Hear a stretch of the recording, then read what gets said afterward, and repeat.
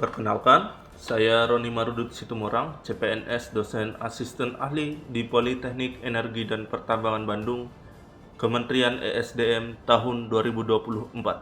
Saat ini, saya melihat sebuah permasalahan nyata dalam proses pembelajaran. Jumlah mahasiswa yang mengambil tugas akhir di bidang hidrogeologi dan hidrologi daerah tambang masih sangat sedikit.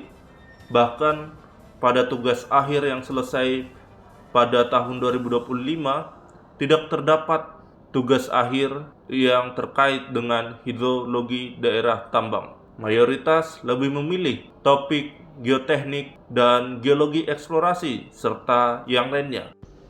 Ya, jadi kalau kita lihat pada PA tahun 2025 ini di stabilitas lereng, ini kan lebih ke geoteknik, ini juga kestabilisan lereng gitu.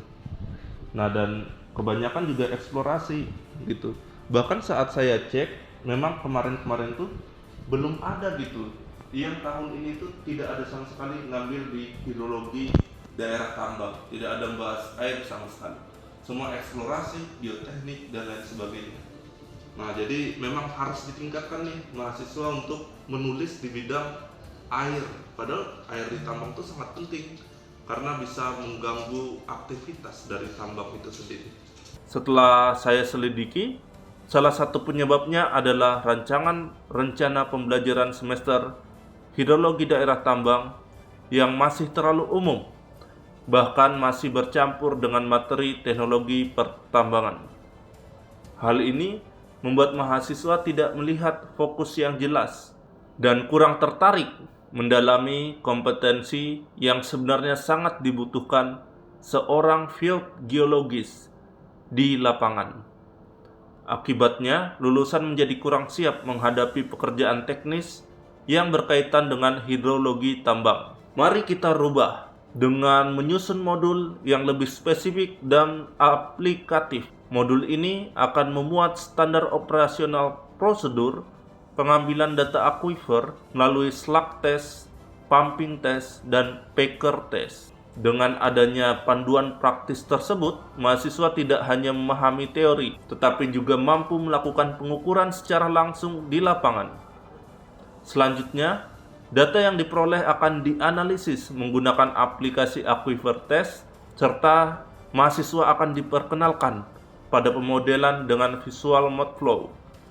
Dengan demikian, mahasiswa akan terbiasa mengambil keputusan berdasarkan data nyata, bukan hanya berdasarkan perkiraan. Perubahan ini sejalan dengan semangat smart governance. Interoperabilitas diwujudkan melalui integrasi antara teori akademik, praktik lapangan, dan teknologi aplikasi.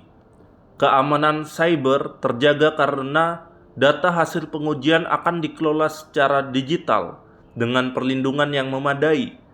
Analitik data menjadi dasar pengambilan keputusan dalam memahami karakteristik aquifer. Kolaborasi dibangun antara dosen, mahasiswa, dan praktisi untuk menyusun modul yang relevan. Layanan digital hadir melalui panduan dan materi yang dapat diakses mahasiswa secara fleksibel, kapan saja dan di mana saja. Saya percaya dengan perubahan ini semakin banyak mahasiswa yang akan terdorong mengambil tugas akhir di bidang hidrologi daerah tambang.